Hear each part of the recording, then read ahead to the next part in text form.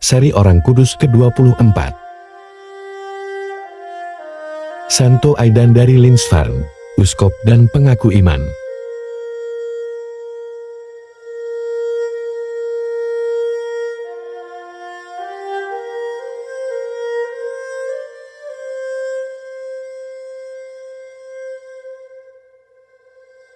Saya, Aidan. Orang mengenal saya sebagai Santo Aidan dari Lindisfarne. Saya adalah uskup dan kepala biara pertama di Lindisfarne, Inggris Utara dan sering dianggap sebagai Rasul Northumbria, Inggris. Begini kisah saya. Saya adalah seorang biarawan Irlandia yang hidup pada abad ke-7. Saya tinggal di biara besar di Pulau Iona, Skotlandia yang didirikan oleh Santo Columbanus. Pada tahun 633, Raja Oswald dari Northumbria bertekad untuk membawa agama Kristen kepada orang-orang kafir di kerajaannya karena agama Kristen di seluruh Inggris sebagian besar telah digantikan oleh paganisme Anglo-Sakson. Dari bentengnya di Bamberg, dia mengirim pesan ke Iona meminta misionaris untuk datang dan melayani rakyatnya. Para misionaris pertama yang berangkat segera pulang kembali dengan mengeluh bahwa orang-orang Inggris amat kasar, keras kepala dan liar. Para biarawan berkumpul bersama untuk merundingkan situasi ini. Lalu kata saya kepada biarawan yang kembali itu, menurutku, engkau terlalu keras dengan orang-orang ini. Saya kemudian menjelaskan bahwa, sebagaimana dikatakan Santo Paulus, terlebih dahulu ajaran-ajaran yang mudahlah yang diberikan. Ketika orang-orang telah bertambah kuat dalam sabda Allah, barulah dapat dimulai ajaran-ajaran yang lebih sempurna mengenai hukum-hukum Tuhan yang kudus. Ketika para biarawan mendengar nasihat yang bijaksana itu, mereka berpaling kepada saya. Sebaiknya engkaulah yang pergi ke Inggris Utara untuk mewartakan Injil, kata mereka. Saya pergi dengan suka hati. Saya menerima tugas baru ini dengan kerendahan hati dan semangat doa. Saya tiba di Northumbria sekitar tahun 635 ditemani oleh 12 misionaris lainnya dan diangkat sebagai uskup di wilayah tersebut. Raja Oswald memberi saya Pulau Lindisfarne untuk keuskupan saya.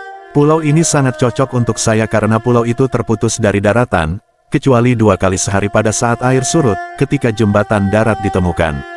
Ini memberikan keheningan dan landasan bagi pekerjaan misionaris.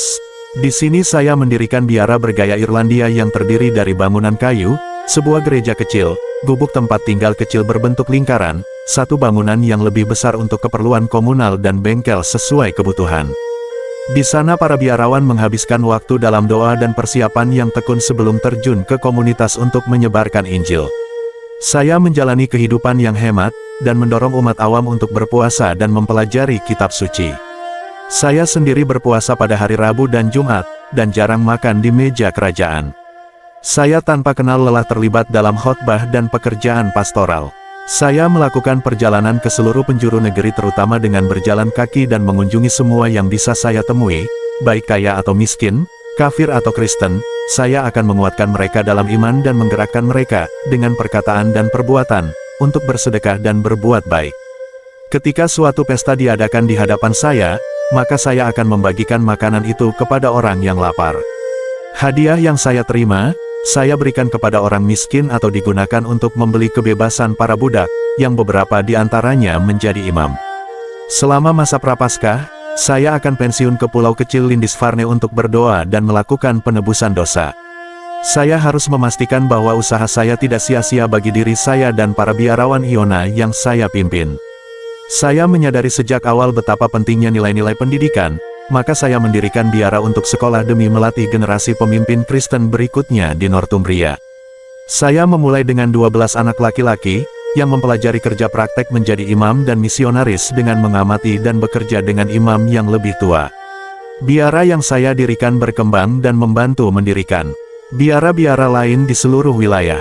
Biara tersebut juga menjadi pusat pembelajaran dan gudang pengetahuan ilmiah. Banyak biarawan saleh dan kudus dihasilkan dari pendidikan biara yang saya dirikan ini. Saya dan Raja Oswald selalu bekerja sama, terutama pada awalnya, karena saya dan para biarawan tidak dapat berbicara dalam bahasa masyarakat. Raja Oswald menerjemahkan untuk mereka hingga mereka mahir berbahasa Inggris. Sebenarnya saat saya sedang menjalankan misi kerasulan, Raja Oswald sedang berperang dengan Raja Penda. Suatu ketika Raja Penda yang jahat, berusaha membakar Bamberg, kota raja, dengan menumpuk jerami dan kayu di sekeliling tembok kota. Saya yang pada saat itu sedang mengasingkan diri di biara, 2 mil jauhnya dari Bamberg, melihat asap dan nyala api. Lalu saya mengangkat tangan ke langit dan berkata sambil menangis, "Tuhan, lihat apa yang dilakukan penda yang jahat." Tidak lama setelah saya selesai berbicara, angin bertiup dan mengarahkan api serta asap ke orang yang menyalakannya. Para penyerang dengan cepat mundur dan kota terselamatkan. Pada tahun 642, Raja Oswald terbunuh dalam pertempuran melawan Raja Penda yang kafir. Raja Oswin ditunjuk sebagai penerus Raja Oswald. Ia juga mendukung kerasulan saya. Saya tetap berkhotbah secara luas di seluruh Northumbria, berjalan kaki, sehingga saya dapat dengan mudah berbicara dengan siapapun yang saya temui. Suatu ketika Raja Oswin memberi saya seekor kuda bagus beserta perlengkapannya sehingga saya tidak perlu lagi berjalan kaki kemana-mana. Tidak lama setelah saya meninggalkan istana raja, saya bertemu dengan seorang lelaki miskin yang sedang meminta sedekah. Saya memberikan kuda baru tersebut kepada pria itu dan melanjutkan perjalanan saya. Raja mendengar hal ini dan merasa terganggu karenanya.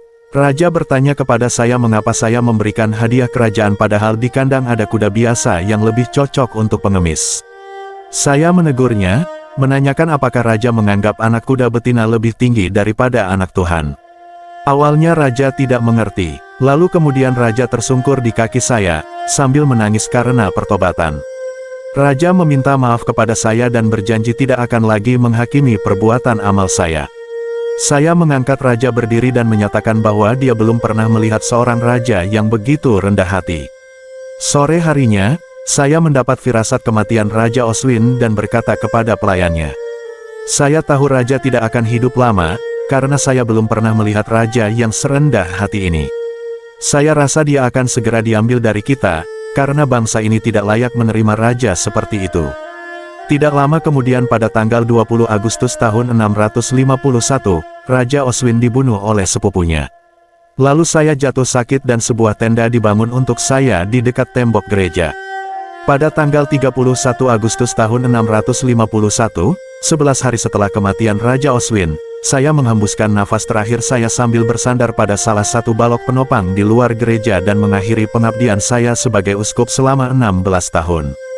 Balok tempat saya bertopang ini masih bertahan tanpa rusak meski gerejanya 2 kali dilalap api karena perang dan pada pembangunan kembali gereja yang ketiga, balok tersebut dibawa ke dalam gereja dan banyak yang melaporkan mukjizat penyembuhan hanya dengan menyentuhnya.